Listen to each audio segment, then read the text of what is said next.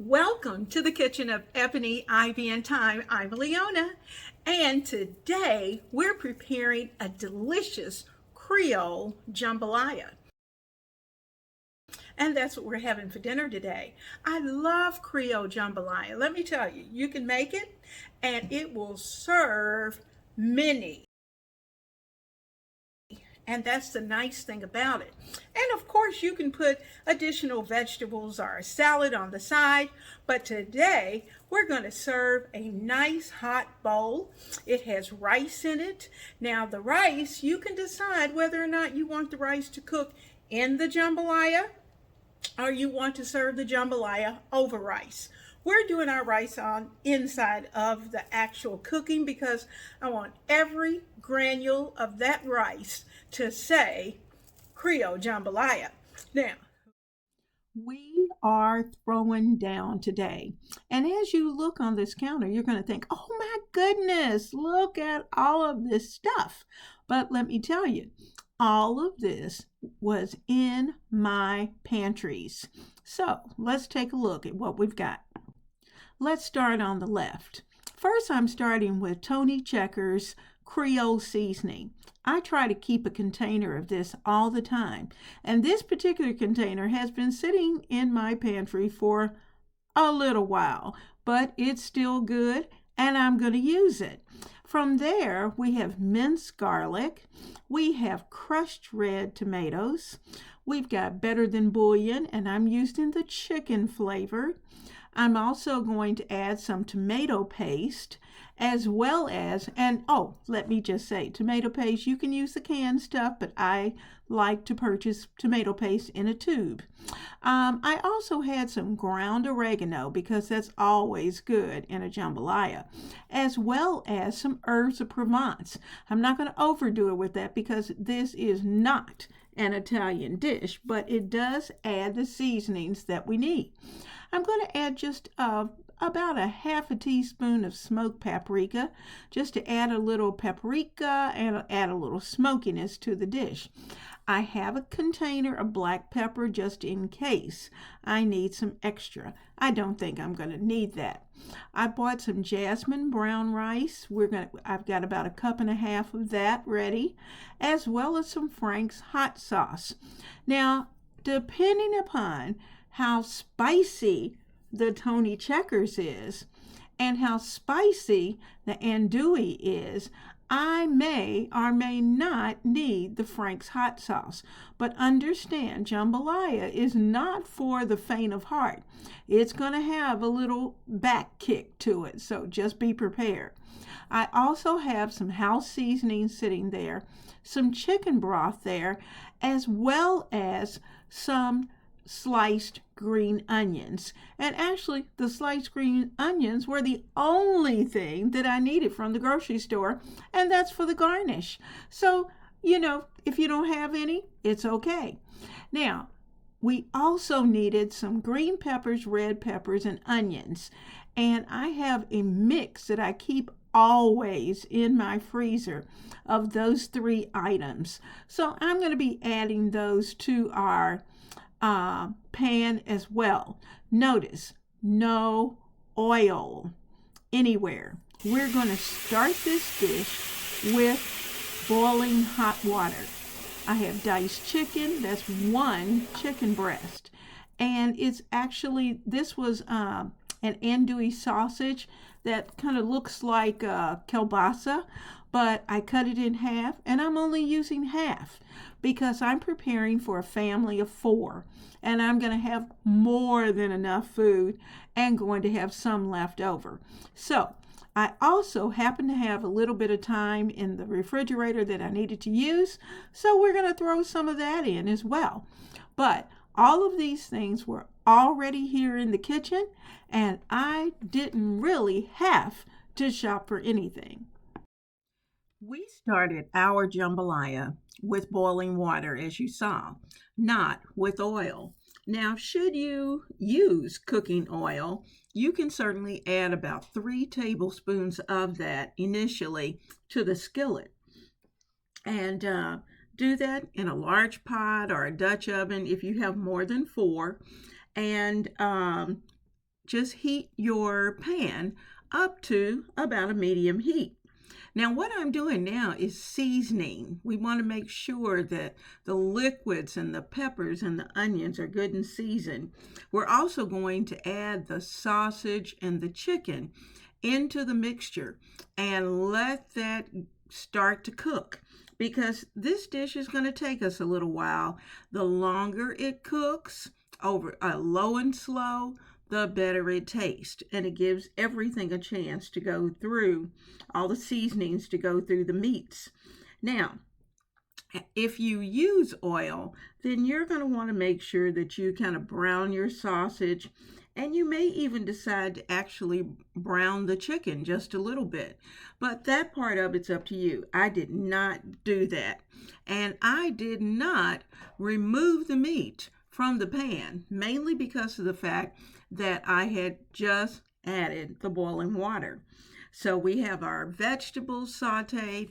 We're going to put in the chicken and have that ready. And once we've done that, then we're ready to add even more goodies.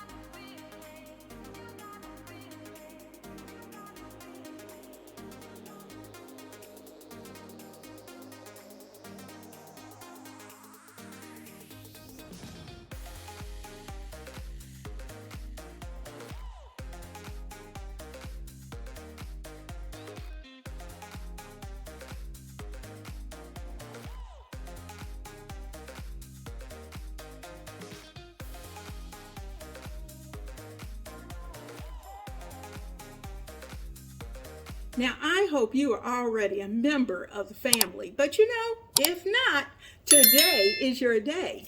Please hit that subscribe button, tap the little bell icon twice, and if you like jambalaya, give me a thumbs up, because it's always delicious. Now, you'll notice I'm in my apron, I'm ready to go. I'm getting everything all straightened up so that we can look nice while we cook. And let's get to it.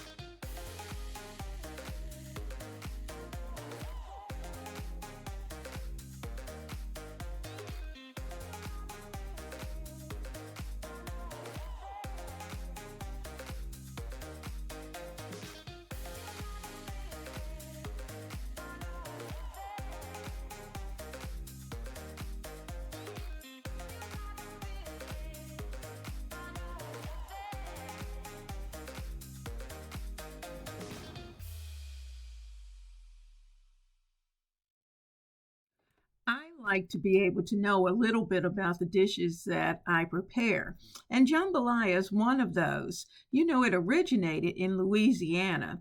And when we went to New Orleans, it was definitely one of those recipes and that I wanted. And I wanted it as home style as possible. Now, this particular dish really has a lot of origin in the fact that it reflects the rich cultural blend of that particular region. It has the influences from France, from Spain, from West Africa, and it pulls in all of those cuisines. The dish typically includes a mix of meats. You can have chicken, sausage, seafood. You can add additional vegetables. You might have different kinds of rice or a different variety from what I'm using. And of course, you can see there's a variety of seasonings. And if you haven't made jambalaya yourself, it's definitely one of those recipes that you're going to want to try. Now, there are two different types of jambalaya. So when you ask for a jambalaya at a restaurant, you might want to ask, now, is this a Creole jambalaya or is it a Cajun jambalaya? We are preparing Creole jambalaya, which is the red jambalaya. It includes tomatoes, which gives it a rich red color, and it's often made of a mix of chicken, sausage, and seafood. Now, Cajun jambalaya involves the making of a roux, and it doesn't include tomatoes. Now, we're not finished yet. I had some shrimp that was in my freezer, and I thought, well, why not toss it in the last half an hour? So I'm going to do that. I'm going to place the shrimp. I want it to just cook. Actually, this is pre-cooked shrimp, and so it's not going to take long to come to temperature, but we're going to put it in, get it all stirred up, and our dish will just about be finished. I'm probably going to give it about another 30 minutes or so just to simmer. Make sure everything tastes delicious. And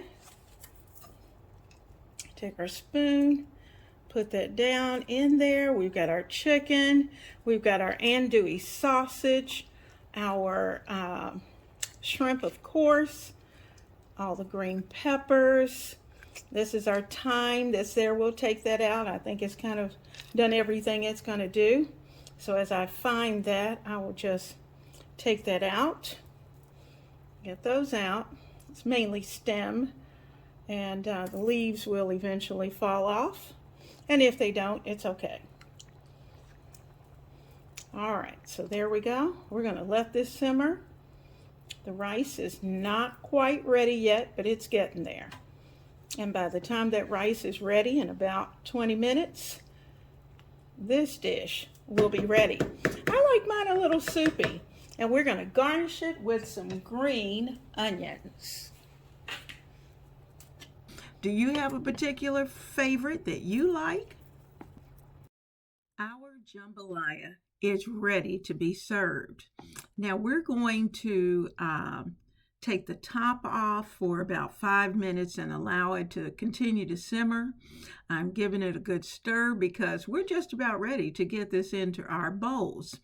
Notice how much this resembles a Spanish dish known as paella. They're both really, to be honest with you, cooked very similarly.